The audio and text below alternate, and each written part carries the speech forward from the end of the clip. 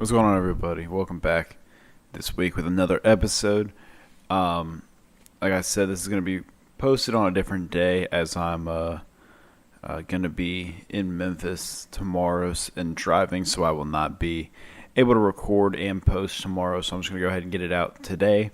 Plus, the NBA starts tonight, so I want to preview stuff, make my final predictions, whatnot, before the season starts here, have it on record, whatnot. Baseball really screwed me over last night. I was hoping that everything would be finalized so that we could talk about it, but always got to make it interesting on me. We'll talk about it all. This is your Sports Digest. I'm your host, Alex McNinch. We'll just kick off with baseball because I thought I had this perfectly lined up to where the ALCS was going to end, and then hopefully the NLCS would have ended as well yesterday or before I recorded today, to where we could have the World Series matchup, and we were able to talk about it, talk about the disadvantages, advantages, whatnot. And then the Diamondbacks said, hey, you know what? I'm good. We're good. Let's just play another game and absolutely screw it all up. But let's talk about the ALCS first, because we do know who's going to be in the World Series for the American League, and that is the Texas Rangers, in a series where every single home team lost. If you were on the road, you're getting the win. Texas took the first two on the road. Houston took all three on the road in between, and they came back to Houston, and Texas took both of those there. And some gutsy performances on the mound from guys. Some great games at the plate, especially from certain guys. We'll cover it all right here real quick. I can't remember even where we had left off. It might have been going into Game 3. So, yeah, I guess going into Game 3, we knew that Scherzer was going to be on the mound. He crapped the bed, and the Astros win that one. Game 4, who was on the mound for that one? That was the Dane Dunning, Andrew Heaney game. Andrew Heaney got pulled after 4 batters, so that really put them into a hole. And then Game 5, Houston, with the Jose Altuve home run in the top of the 9th inning, 3-run bomb to put them up, was absolutely spectacular moment. Jordan Montgomery was great in that game as well. Jose Leclerc fortunately, I literally called it seconds before it happened. I said, if you're throwing an Altuve, anything high, or a fastball sinker high, or fastball sinker inside, Jose's killing it. What do you know? First pitch, sinker down and in. Altuve crushes it. And I was like, well, there it goes. There goes everything I had predicted to have happen. It just absolutely crushed it there. They went up 3-2. And then this weekend, Sunday, they came in for Game 6. And Texas said, hey, we're not backing down. We have our playoff pit bull and bulldog on the mound. In Nathan Eovaldi, who, again, we've talked about ad nauseum on this podcast over the past couple weeks during the playoff stint about how incredible he has been in the postseason. He's just a dog. He came out there, gave you 6 1/3, only gave up 2 runs, put the team in the right position, got out of a lot of jams to set up for other guys like Spores, Leclerc. I think even Heaney came in and closed that game out because they went up 9-2 because Adolis Garcia is unbelievable, and we're going to talk about him here just a second. I just want to get through the pitching and what happened through all the matchups. And then yesterday, Game 7, all the hype around it, what's going to happen. We've had the Brian Abreu intentional hit. We've had all this type of stuff going on. And second at-bat of the game, fastball from Christian Javier, high in the zone. Corey Seager just turns on it, crushes the ball second deck. And yesterday we had Christian Javier on the mound for the Houston Astros, who one of the best postseason pitchers in baseball right now. He threw a combined no-hitter in the World Series just last year. I think there was a stat that batters were 5 for 77 off of Javier this postseason. So to knock him out in the first inning, I think it was after 7 batters, he was gone. They just pulled him.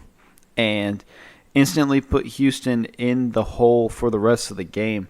Really, as a pitching standpoint, granted it's a Game 7, so you should be able to really lock in, but they bring in Maton, he gets out of it, and then they bring in Hunter Brown. He does a solid job, only gives it 1 run, and then J.P. France, who originally was a starter for this team. I think he was the 5th starter the entire year, comes out of the bullpen for them, and doesn't even get out of the inning. Just absolutely ridiculous.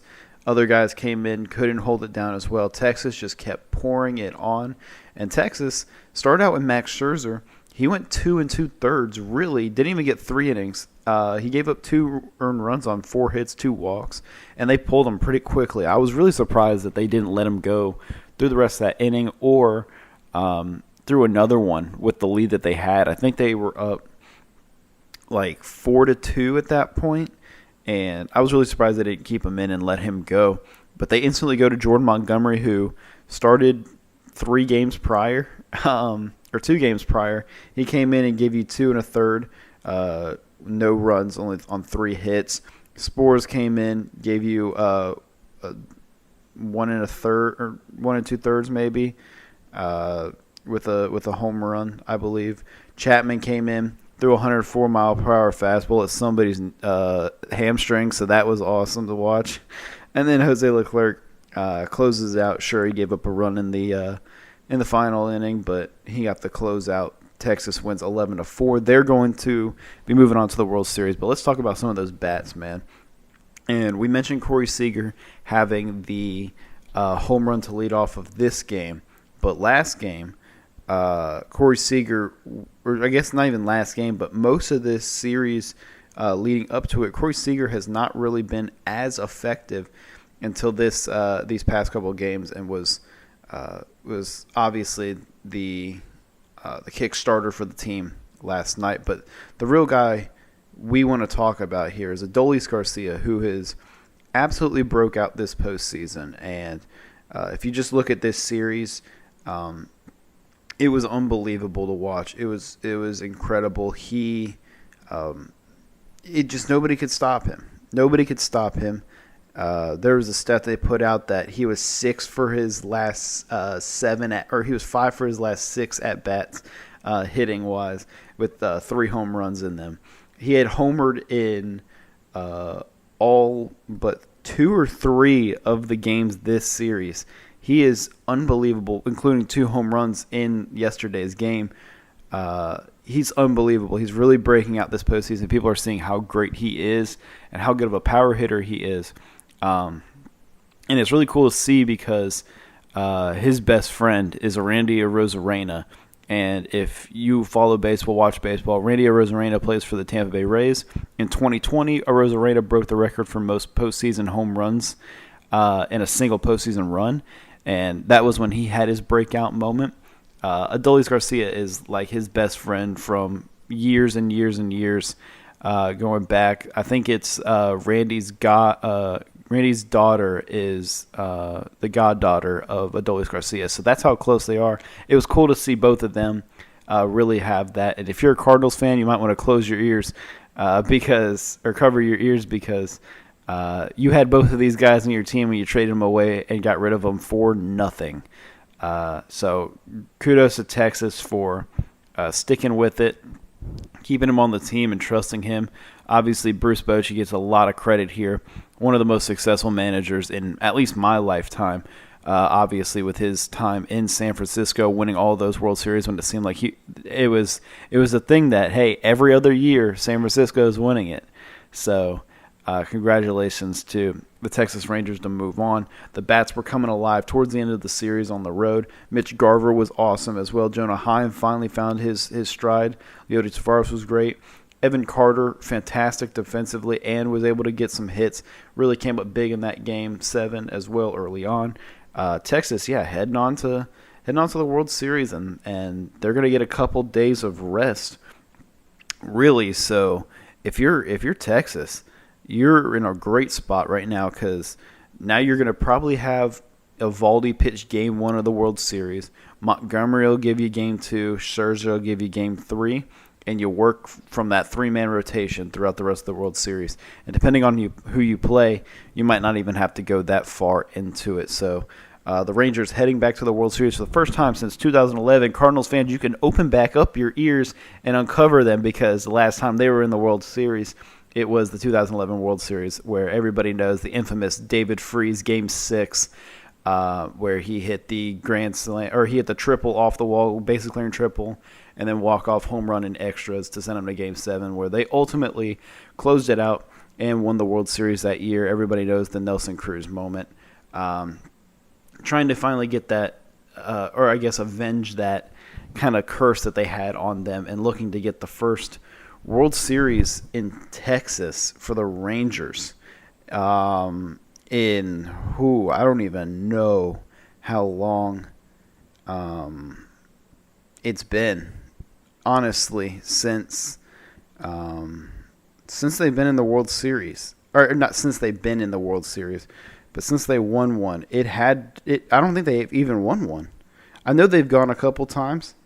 They have not gone to the World Series since 2011 and haven't won it at all. So, looking to get their first World Series. I was right in my first thought, but for some reason I thought that they had won one back in the late 70s, early 80s time frame. But yeah, Texas looking to get theirs today. But another team who is looking to get back to the postseason and avenge what happened last year are the Philadelphia Phillies, and they've really collapsed in this series compared to what it was at the start. From the start of it, first two games, it looked like, oh man, this is over in 4. We'll be seeing Arizona. Thanks for coming out after the first two games.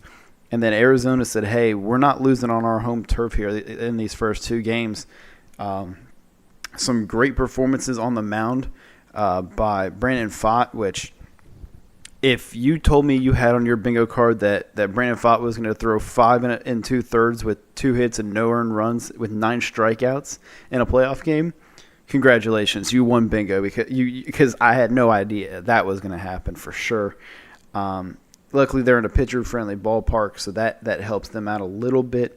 But they've got some great contributions from all of their guys, even in Game 5? Game 4, Game 5. Despite all the adversity, Game 4, despite all the adversity they faced against Phillies hitters, Alec Thomas really coming through for that team. Normally just being a glove for the outfield, but now finding his way with his bat is really important for this team. Philly ended up taking Game 5, where everybody thought Game 6 is time to close it out with Aaron Nola back at home in Philly. No way that the crowd is not going to explode. But the Diamondbacks offense said, we're going to explode as well here, and put up a 3 spot in the second inning with back-to-back homers from Tommy Pham, Red Sox legend, and Lourdes Gurriel, and then ended up getting another run in that inning. I believe it was by Evan Longoria or Geraldo Perdomo. I can't remember which one got it, but they ended up getting another run tacked on in that inning. And let's just talk about this real quick. Ketel Marte has an incredible postseason hitting streak going on. He has gotten a hit in every single game this postseason, at least. I think it stretches back to the wild card game he played in a few years ago. That might also put him in that same category. So Ketel Marte, unbelievable right now, finding a way to go on base. But let's talk about something else with the Diamondbacks right now. And normally on here, we kind of talk a little bit in depth. We've always talked about in depth with football, maybe some basketball we've talked in depth with. But if you don't know, or you know, baseball was my thing. Baseball was my sport. I pitched. I know there's a lot more knowledge I could sprinkle as a pitcher to this podcast through baseball. And last night, Merrill Kelly took the mound for the Arizona Diamondbacks, and Merrill Kelly really got criticized a lot. Hadn't really had the greatest of careers. He's been around for a long time, but never really the exceptional pitcher in the league. He got selected for Team USA for the World Baseball Classic this past year. And a lot of people were like, why is he even why is he even on the roster? He's this bad. And again, another issue where if you had, or not issue, another situation where if you had Merrill Kelly pitching in Game 6 of the NLCS and winning in Philly on your bingo card, congratulations. But Merrill Kelly yesterday was unbelievable for the Arizona Diamondbacks. 5 innings pitched, 3 hits on 1 earned run, 8 strikeouts for Merrill Kelly. A guy who's not really known for being a high strikeout guy a lot of the time. Honestly, yeah, sure, he'll get a couple high strikeout games against, the Colorados, the Oaklands, whatnot, but he was unbelievable. And we're going to get a little nerdy here, I guess you could say, but if you watch the game at all, you would see it, and you would start to notice something about Merrill Kelly that's made him so effective, especially against these power hitting Phillies hitters that are every swing is an extra base hit. It feels like for them. Merrill Kelly throws a sinker as his main, fastball type of pitch. And if you don't know what a sinker is, I mean, it's in the name. It comes out as a fastball. It's a variation of a two-seam fastball, just with a little dipping movement towards the left or right side, depending on your hand that you throw with.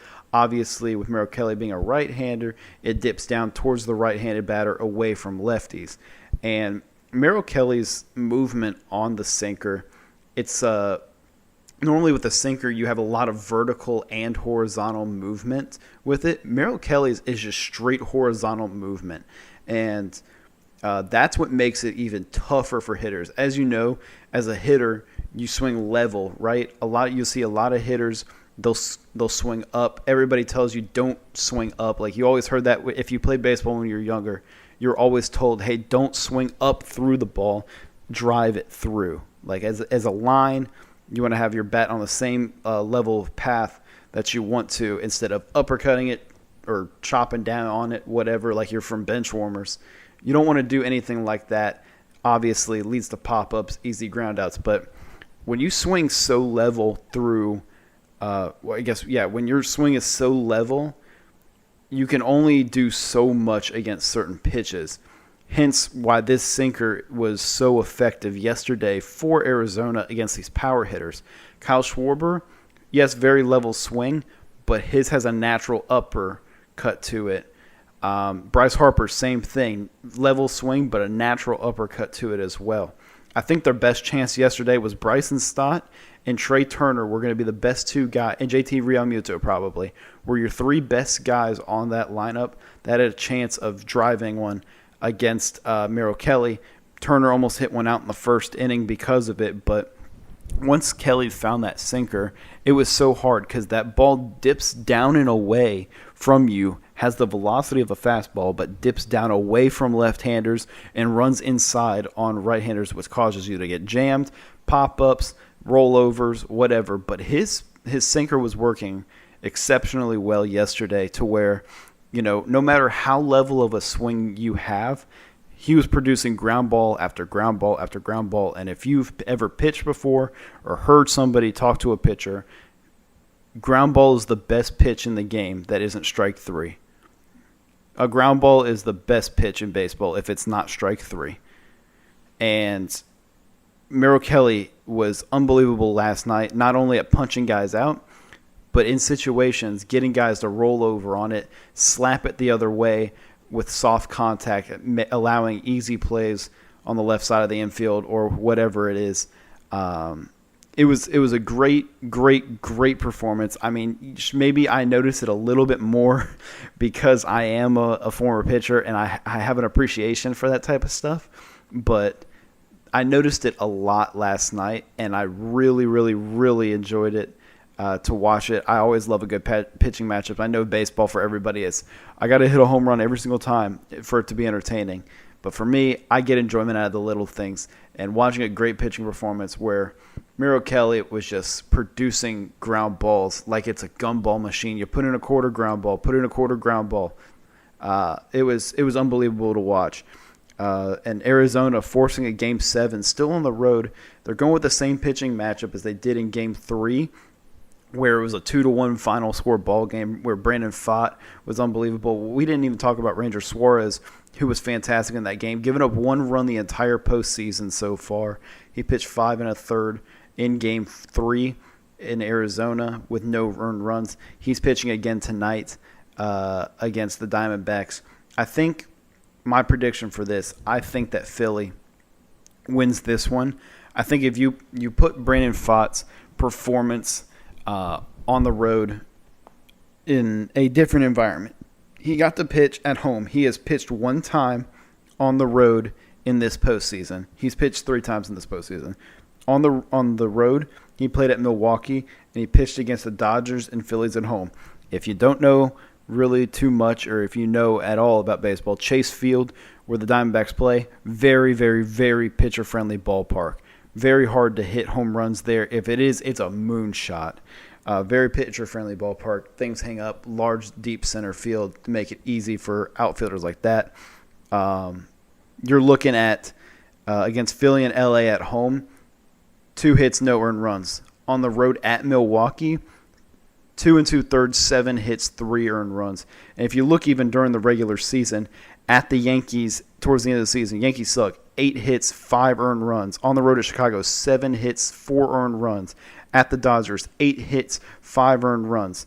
At San Diego, 9 hits, 3 earned runs. So it's just, Brandon Pfaadt is not a very good road pitcher. Obviously, it helps that you get to play in Arizona to where it's a pitcher-friendly ballpark. But it's a different beast when you go on the road to Philly.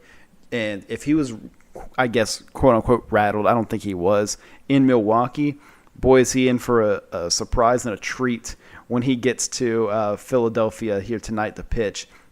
And now this could all backfire on me and make me look like a complete dumb dipshit. But I'm using logic here. I'm using past experiences. I'm using what I know a pitcher would feel like going into this environment. And I'm expecting Brandon Pfaadt to not have the best performance. I'm expecting Arizona to warm up Zach Gallen pretty quickly to make sure that they can try to get this one a win. But I expect Ranger Suarez to be on the top of his game. I think the Philadelphia bats that were extremely cold last night, extremely cold, I really expect them to take a turn. If you think about it, you look at the first 3 guys in Game 6 last night, Schwarber, Turner, Harper, 0 for 9. 0 for 9 for all those 3 guys. You put Castellanos in there, 0 for 12. Bats are going to eventually come. And against Brandon Pfaadt, where he's got less movement on his pitches than Merrill Kelly does. He throws a straight fastball. He's got a nice slider, curveball. I guess you can call it a slurve. People like calling it a sweeper. Don't fucking call it a sweeper. My bad. But don't call it a sweeper. I hate people calling it a sweeper. It's terrible. But he has great movement on that. His changeup's solid, but I think he's going to get beat on his fastball a lot tonight. And get ready for these guys to work him early in counts and try to take advantage of him on the first or second pitch. I would not be surprised if you watch this game, they get to the bottom of the first, and Schwarber's swinging at the first pitch. I would not be surprised at all if it's a fastball and he's swinging at it. I'm going to take the Phillies to win this one at home and move on to the World Series where they'll match up with the Texas Rangers. And if that's the case, I really don't know who to pick. I want to pick Texas because Texas is on fire right now. But Philly's got great pitching as well. You can't bet against Zach Wheeler. I will put my prediction out on the internet, on my social medias, at Your Sports Digest, after we figure out who it is, because it'll change my opinion based on how the Phillies play tonight and how everything turns out there. But that's going to be the MLB postseason. The best 2 words in sports happened twice. Game 7. The last time that there were 2 Game 7s for there was a Game 7 for the ALCS and the NLCS was 2004. And that 2004 season means a lot to me because in that season, 2004, where there were both 2 Game 7s, on the ALCS, it was the Red Sox and Yankees, and in the NLCS, it was the Astros and the Cardinals. The Cardinals won in the NLCS. The Red Sox came back down 3-0 and won the ALCS over there. And that was the first time in 96 years that the Boston Red Sox had won a World Series. So That is a special time to me. But that was the last time that there were 2 Game 7s in the championship series. So hopefully you watched the game tonight. If you were listening to it after, I hope you enjoyed the game tonight. Hopefully it was a good one. But yeah, I will post my World Series prediction on social media when I do that at Your Sports Digest. Just pay attention to it if you care enough at all. But enough baseball talk. Let's hop right in to a league that is starting their regular season here today. Opening night is tonight. It's about damn time that they are back. I am super, super pumped that it is finally back and around the corner. And we're finally here. The NBA is back tonight. 2 big games, I guess you could say. We'll see. We'll preview them later. But two games tonight to watch. First, I want to thank a couple of people who, well, I'm not going to specifically, but thank you to a couple of people who have reached out saying that they looked at some of the stuff or had given me feedback on some of my article. If you had not paid attention to my social medias, I have an article out on my website, yoursportsdigest.com. It's in all the links of my social media. I think it's here on Spotify as well, YouTube. I'll have all the links wherever to go and read that article. I just do a season preview breaking down every single team and kind of giving my thoughts, what to expect, what you missed if you haven't paid attention, and kind of to get you back into the shape of NBA basketball as the season starts tonight. But I got the worst news of all time on Sunday, and I think we can all agree, if you're a Grizzlies fan, that this is going to kill our season if we do not make a move. And it was unfortunately broken to us on Sunday that Steven Adams will undergo season-ending surgery on his right posterior cruciate ligament after a non-operative rehabilitation did not resolve ongoing knee instability. If you don't remember, Steven Adams last year against the Phoenix Suns in a game that did not matter anymore, he dove for a loose ball out of bounds, landed straight on his knee first. We were told it's going to be about 3 to 4 weeks. We were ready for him to come back by the playoff time. He didn't come back. Then they ruled him out for the season. But then people are like, he can kind of warm up, and maybe he'll play if we get to this or that. And it's like, all right, here we go. And then he just never came back. And we were told, hey, he's ready for the training camp. He'll be ready to go. He looked healthy. He was ready to go. He played in the first preseason game, played 5-on-5, played in a couple preseason games. And then just Sunday we were told, hey, guess what? You're not getting him for the year. And that's an absolute crusher because we are already thin at big men. With big men, I guess. With Brandon Clark also being out probably the majority, if not the entirety, of this season as well. So now you're down Brandon Clark and Steven Adams, 2 guys that are going to be important for you in the rebounding department. You're now left with Xavier Tillman, Jaren Jackson Jr., Santi Aldama as your 3 guys that are going to be really rotating in and out at that position, which is yikes. And I love all 3 of those guys. I've got to work with all 3 of those guys. I love them. But I don't know, man. I don't know. You are a turn Jaren ankle away from Kenneth Lofton Jr. potentially starting for this basketball team. And there's nothing against Jr. at all, but we do not need that at all. Do not need that at all. So this is a very, very tough blow. If you are a Grizzlies fan and you're like, well, what the hell do we do? I'll tell you a couple things. What we are going to do is we're going to be filing for an injury designation for both Brandon Clark and Steven Adams. We will be filing for it after the first 5 games of the season, meaning that they will be officially ruled out for the year officially ruled out for the year after the first 5 games. And the injury designation is not upheld or not uplifted, whatever the right terminology is there. We will be getting half of their salary for Steven Adams and Brandon Clark. So Steven, we're going to get about 6.3. Brandon will probably get around 6 as well, 6.3, 6.4 for Brandon Clark. So that's $12 million, you get to work with $13 million. If you really do the math, I guess you could figure it out. We also got the trade exception from Dylan Brooks's sign and trade that we got. I think it was for around $7 million. With that, we have the mid-level exception to work with in free agency if we want to go get a free agent that's out there right now. The mid-level exception can go up to $12 million, which I highly doubt. We have the biannual, which is about $4 million.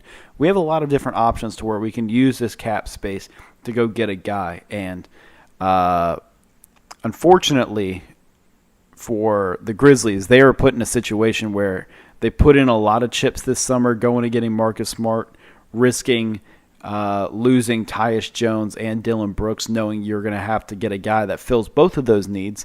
Hoping that Steven Adams gets back, and it just didn't happen. And now you're really stuck at this spot here 3 days prior to opening night, where everyone's thinking, what's going to happen? How is this going to change? And now that the Grizzlies are left with an empty mind now, I guess, of what they can do at center.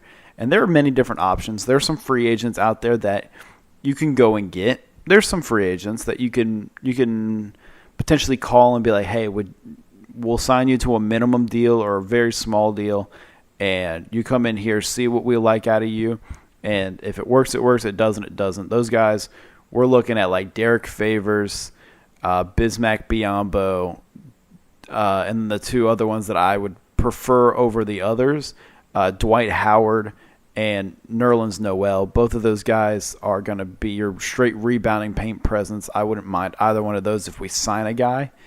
The trade market is open. Now, the unfortunate part for us is that our roster is full.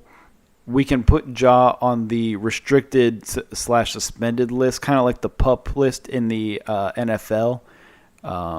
We can put Ja on that for the first 25 games, which opens up another roster spot for us. I would not be surprised if that's the case that we go with here, to be able to get another guy in to the roster to have some more depth immediately. But if that's not the case we roll with, you can't put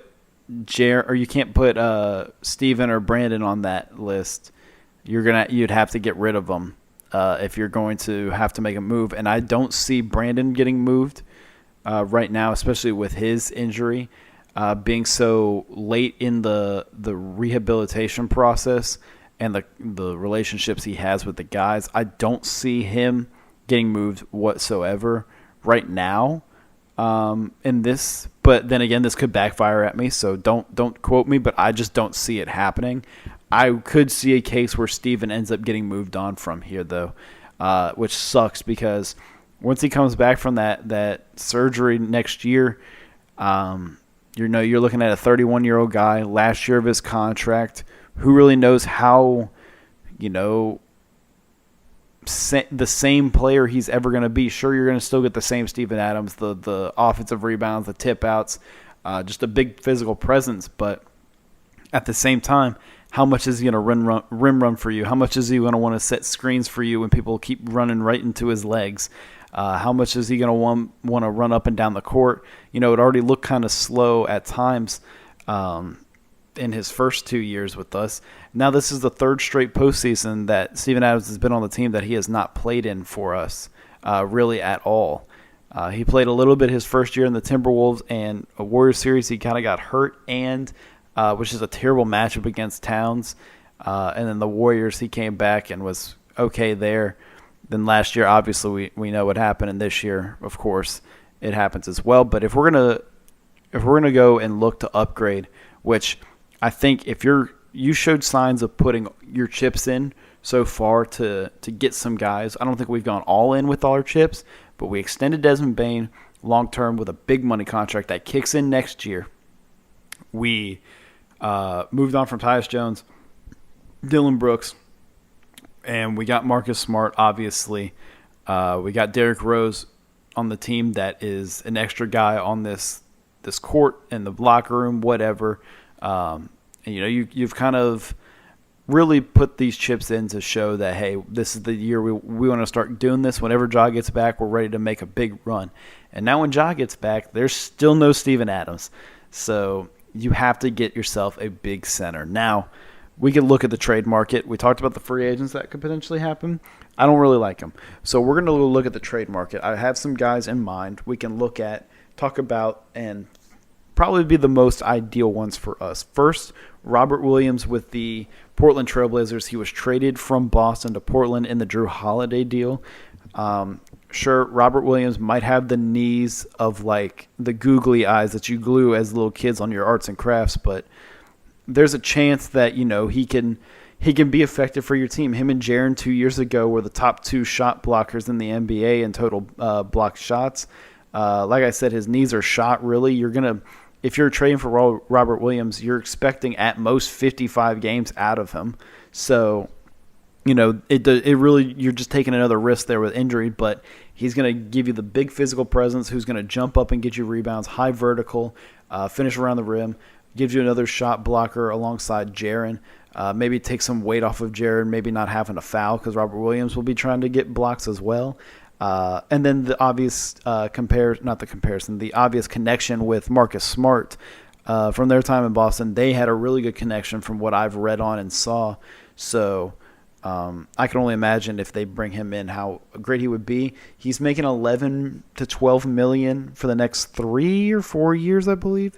So you're getting a guy long term. Just the only issue there is an injury that, you know, could put him out for a while since he's had a lot of those here in the past couple of years as he's re-emerged as the starter in Boston, now moving over to Portland.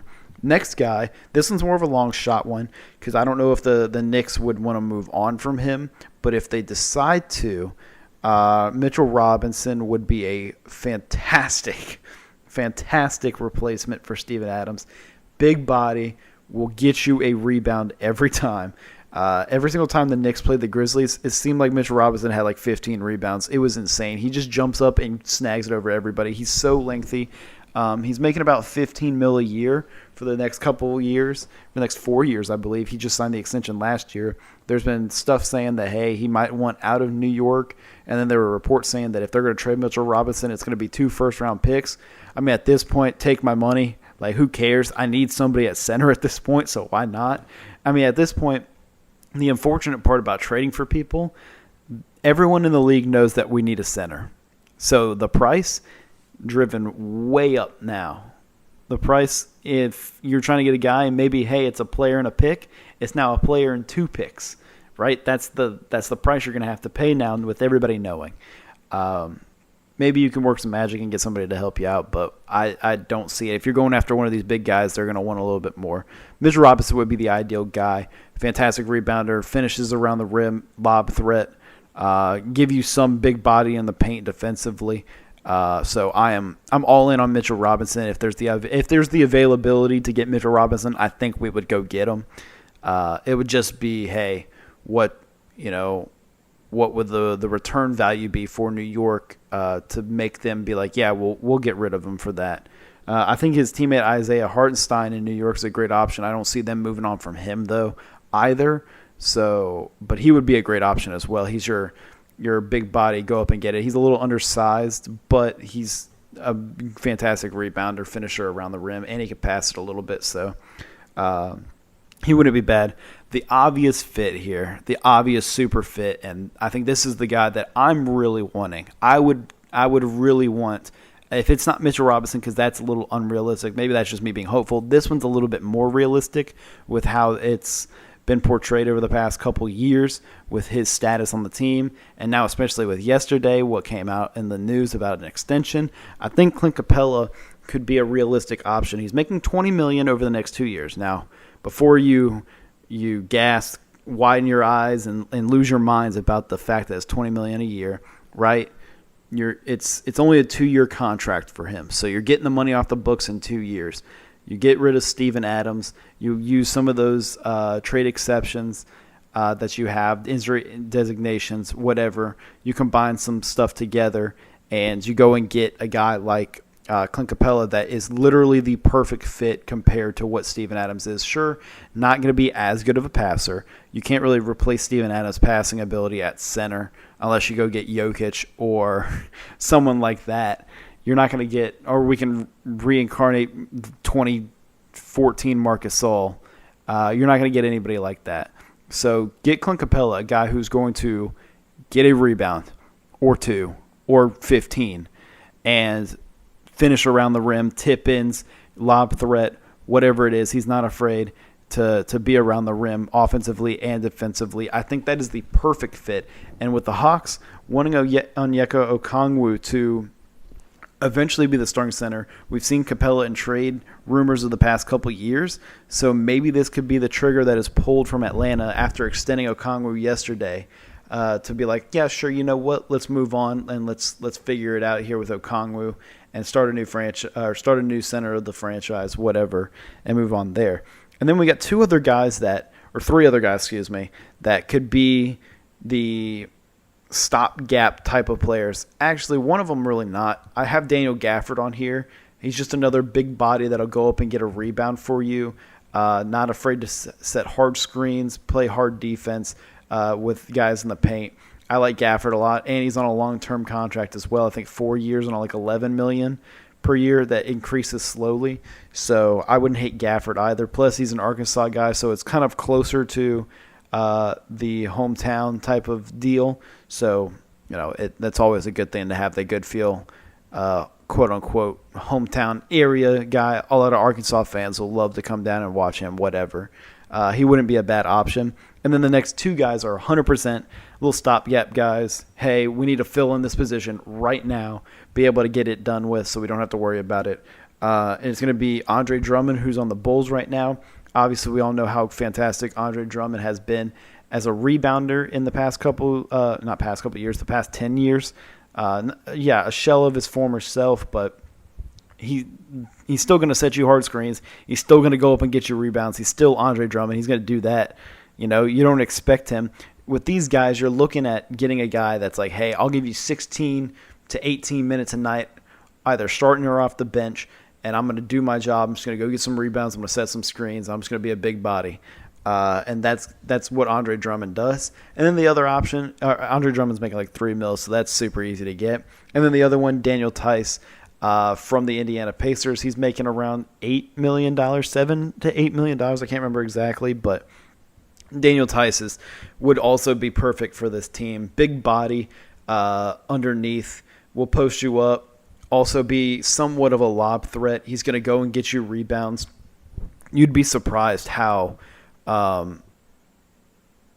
Daniel Tice's rebounding stats, advanced analytics look. Just look it up. Honestly, Daniel Tice has impressed me when I'm looking the past couple of days on that and how impressive his stats have been. And he's coming off the bench for Indiana. They already have some other ideas with Isaiah Jackson and Jalen Smith to be your backup guy. So why not go and get this guy to help kind of, again, you're just plugging a hole for the time being until you can figure out something for a long-term situation. But Daniel Tice could be one of those guys that helps you. And you also get the benefit that Daniel Tice can kind of space the floor a little bit. He'll hit you mid-range. He'll stand in the corner, knock down a three every once in a while. So you have the availability to do that as well. You're basically getting just a little bit taller and stronger Xavier Tillman, which, you know, I'm okay with as long as we get another big body that's willing to go up and get a rebound. So all those guys are really just kind of options that we can really roll with at center if we're going to go out and make a move. Now, by the time this comes out, there's a chance the Grizzlies make a move. I have no idea, but I think that there's a chance that we end up making a move here pretty soon, and hopefully it's quick. I don't think it's going to be the first week of the season. I think we have a test on our hands this upcoming week. We play 3 games in 4 days. 3 games in 5 days. So we're really at a true test here. Because the big men we're going to have to face, we're facing Zion and Valanciunas. So there's that. Then you play Jokic. So there's that. and then you play Daniel Gafford. So you're getting all spectrums of what's going on here and seeing, hey, how could we work around this? What could we do with this? And then maybe even Saturday night, Daniel Gafford's tryout for being a Memphis Grizzly. But we need to get this fixed sooner rather than later, obviously, because, like I said, you are a turned ankle away from Kenneth Lofton Jr. being your starting power forward or backup power forward and center. And boy, oh boy, you do not want that right now. Enough Grizzlies. Sorry, that was a lot of Grizzlies talk, but I had to talk about it all because it was it obviously surrounds my life and my happiness, and Steven Adams not being there ruins my happiness. But let's talk about some stuff that's making other people happy, and that is getting a bag and getting extended. Yesterday was the deadline for a lot of these rookies to get extensions before restricted free agency, and other stars to get supermax contract extensions or max contract extensions as certain year veterans in the league. And we saw a lot of them. First, Giannis Antetokounmpo signs a massive, massive extension. 3 years, $186 to stay with the Bucks for a long time, for a couple extra years. Obviously, getting Damian Lillard, that's one of the things that makes him want to stay. So that really helps them out. Giannis staying there for long term. He's going to be a Buck for life, I assume. He loves it there. They love him there. So Giannis extends and stays with the Bucks for even longer past this year. So 4 years, I believe, including this year, it'll be for Giannis. Another one, here we go with the younger guys. Jaden McDaniels, forward for the Minnesota Timberwolves, breakout candidate, defensive player of the year candidate potentially this year, one of the best perimeter defenders in basketball, gets a 5-year, $136 contract extension. Now, that's a lot of money for a guy who's going to give you 12 points and play good defense, but if you're looking at it from Minnesota's standpoint, they like doing this thing where, hey, there's a lot of money in our payroll, let's just give it to random people. So, and I like Jaden McDaniels a lot. I really, really do. But, man, that's a lot of money. Now you're going to have to pair that contract extension with what you're giving Anthony Edwards, what you're giving Rudy Gobert, what you're giving Karl-Anthony Towns. You got Mike Conley who's making $20 million, right? Like, so it's a very interesting situation that they got there with the money that they've got. Some other extensions. Josh Green for the Dallas Mavericks, 3-year, $41 million contract extension with the Dallas Mavericks. Great pickup for them, or not great pickup, but great job by them to extend him. He was very, very solid last year. He's starting to kind of really make a stride forward for this team as a great defender and score off of the ball. Some other guys that are going to be getting extensions, I believe it's Onyeka Okongwu. We talked about Okongwu getting the extension. I don't know how much that was. Let me go find it. I think it was 4 years, 66. If 4 years, 66 is right, that's a really good deal for them. I don't want to give false information. Yeah. So, 4 years, $66 million, or 62. Yeah, 4 years, 62 can get up to 56 or 66. Great contract for them to be able to get him back. Really good deal for them. For the Pacers, interesting one. Aaron Nesmith gets 3 years, $33 million as an extension. Okay, who cares? Cole Anthony for the Orlando Magic gets a 3-year, $39 million extension.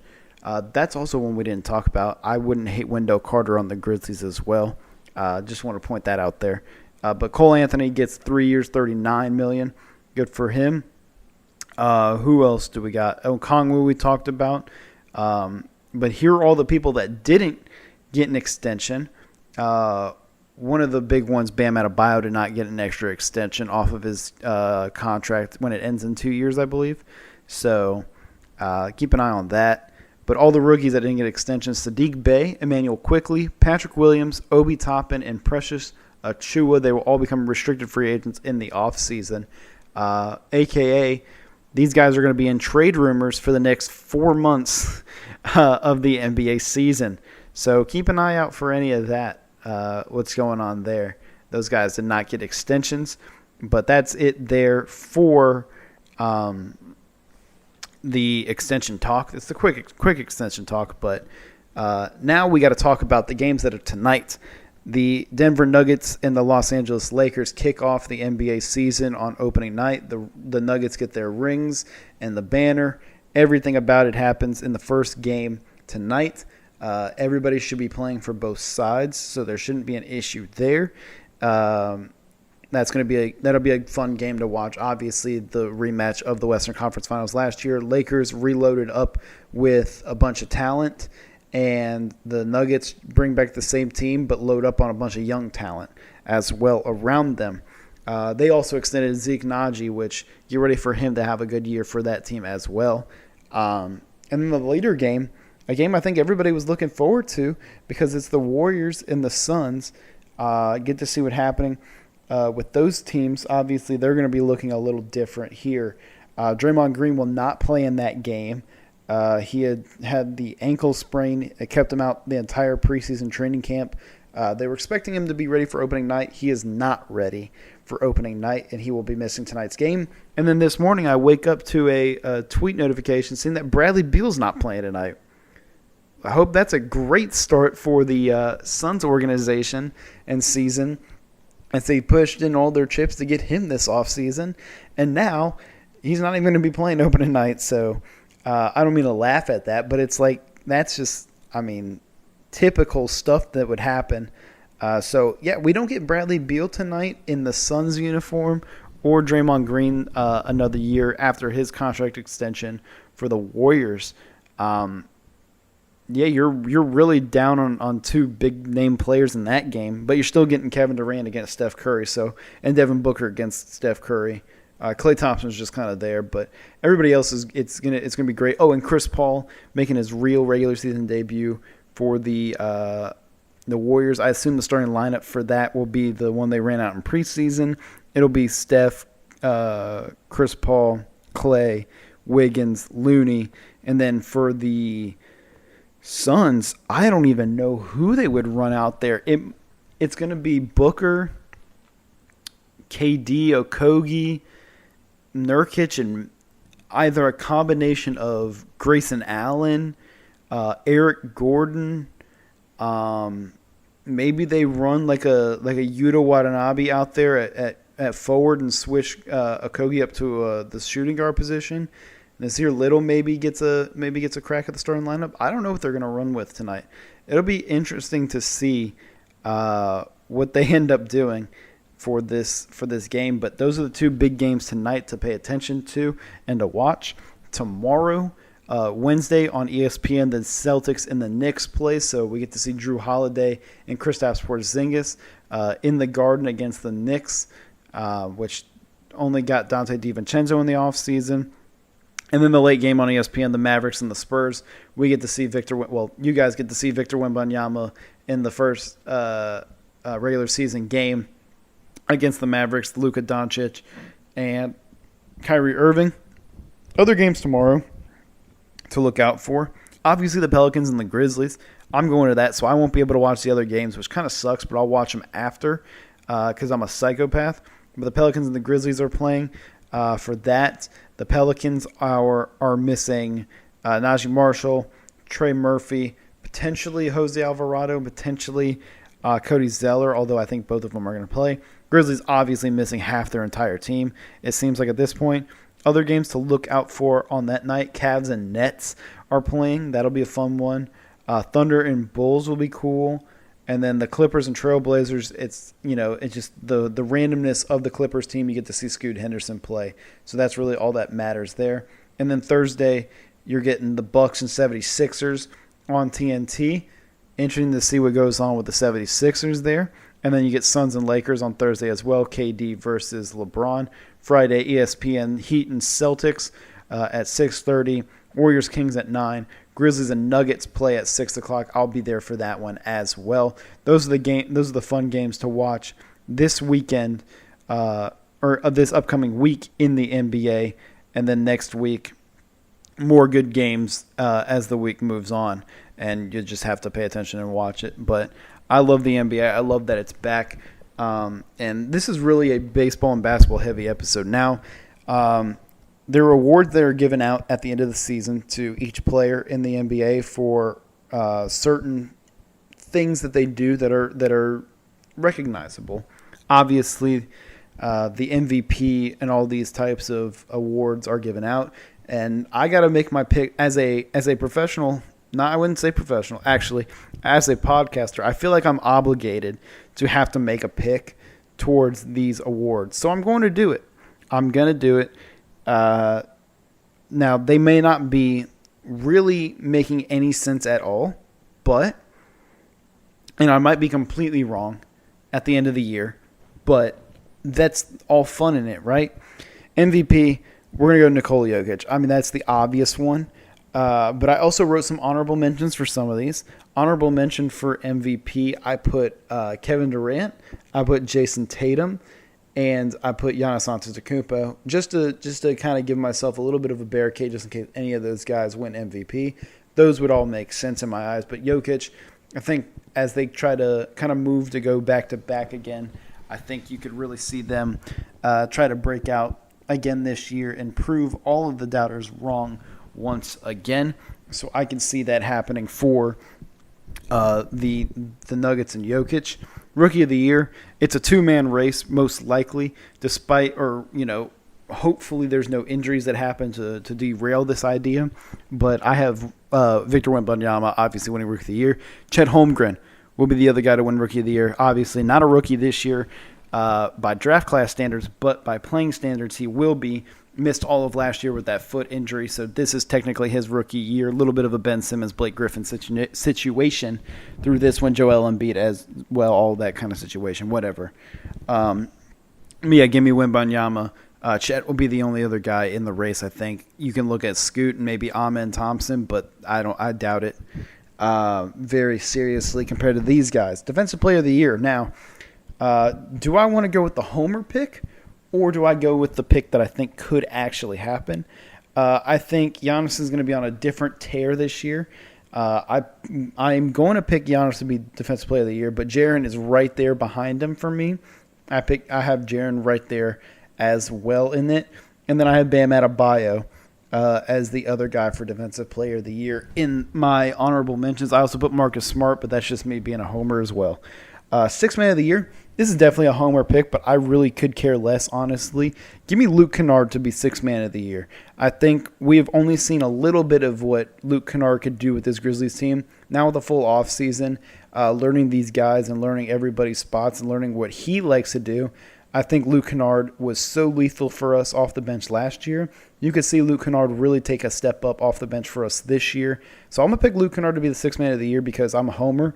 But for other guys, I put Colin Sexton or Jordan Clarkson, depending on who they start and sit. It really depends because Sexton right now is looking to come off the bench with Clarkson probably starting. But if they switch that up, maybe vice versa. And then the other one, I have Peyton Pritchard, who's probably going to be the sixth man for the Celtics. So I like any of those two options for Sixth Man of the Year if it's not Luke Kennard. But obviously the Luke Kennard pick is a homer pick. Most improved player. I went with an oddball on this one. I have some oddballs for these other ones. It started with the Luke Kennard one at Sixth Man of the Year, and it's going to go with the most improved player. And I picked Obi Toppin. And this is interesting because you're probably like, why is Obi Toppin on this list? But I think it's going to benefit him playing with a pass-first point guard in Tyrese Halliburton compared to Jalen Brunson, not very pass-first in any set of the imagination, stretch of the imagination. There it is. That's right. I've been recording 58 minutes. Give me a break. I think Obi Toppin with Indiana now could really have a breakout year for this team. He's going to need to, and I think him not getting an extension really puts that chip on his shoulder to get even better. We're going to see like a Rui Hachimura type of resurgence for Obi Toppin. I think it's going to be a great thing for him to be able to come here come to Indiana and figure his game out again after being just a top 10 pick only a few years ago. So I'm going to pick Obi Toppin to win most improved player. My honorable mentions, Peyton Pritchard, talked about him already. Christian Braun from the Denver Nuggets. I think he has a really good chance to be their sixth man and be the guy that wins Sixth Man of the Year for them. But most improved player, I think that he could end up doing as well if he slides into that starting role over KCP. And then I also put RJ Barrett. I know he's got to average like 26 to be able to win most improved, but I think if he shoots a little bit more efficiently and rounds out his stats a little bit more, RJ Barrett could potentially win it as well. Just to look at that, because they like giving it to a guy who can kind of, I don't know, just do everything. I would also not be surprised if Jalen Williams from the Oklahoma City Thunder, not the center but the forward, wins it as well, because they love giving it to second-year players over guys who deserve it. Coach of the Year, I'm picking Taylor Jenkins, just because I think that if there's a case where the Memphis Grizzlies are a top 5 seed in the Western Conference through everything that's going on, there's no way in hell you are not being able to give the award to Taylor Jenkins. If they're a top 4 seed, probably. Actually, not 5. Top 4 seed, I think you have to give this to Taylor Jenkins.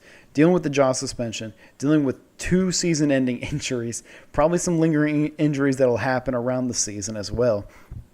Like, you have to give it to him. You have to. He hasn't got it any of these other years that he deserves it. So this year you're going to have to give it to him if we somehow finish in the top 4 in the Western Conference. The other guys, I picked Joe Mazzulla just because I think that the Celtics probably finished top of the East, so they might give it to him if they have the best record in the NBA.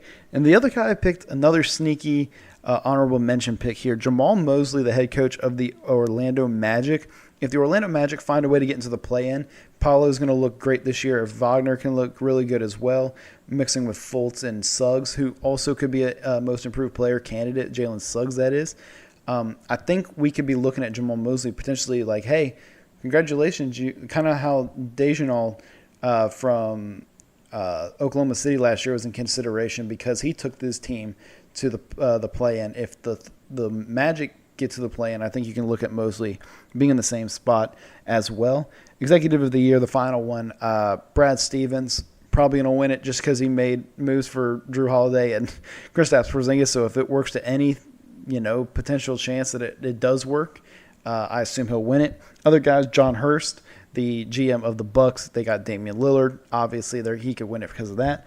And then the other one I put in here, just because if Houston somehow plays really, really well, I put Rafael Stone in here as well for the Executive of the Year. If Houston plays any decently, if they make it to the play-in at all, I think you look at him and be like, hey, he went out here, got Freddie, he got Landell, he got Dillon, he got Amen.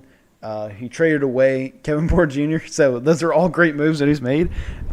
So you can look at that for him to be Executive of the Year if the Rockets are any decent this year. But those are my picks for the awards.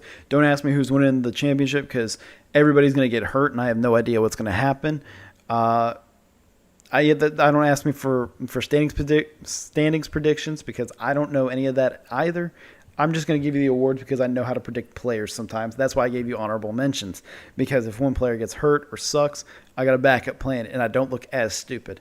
That's how you professional podcast right here, ladies and gentlemen. But that's it for me. I've talked way too much. I don't care if we didn't talk about football. I don't like football, except if we beat Georgia this week and I like football again. That's it for me. I'll be back next Wednesday. Enjoy the NBA. Enjoy the World Series. It'll start on Friday. No matter what, it'll start on Friday, so enjoy that. I'm your host, Alex McGinch, and you just got your Sports Digest.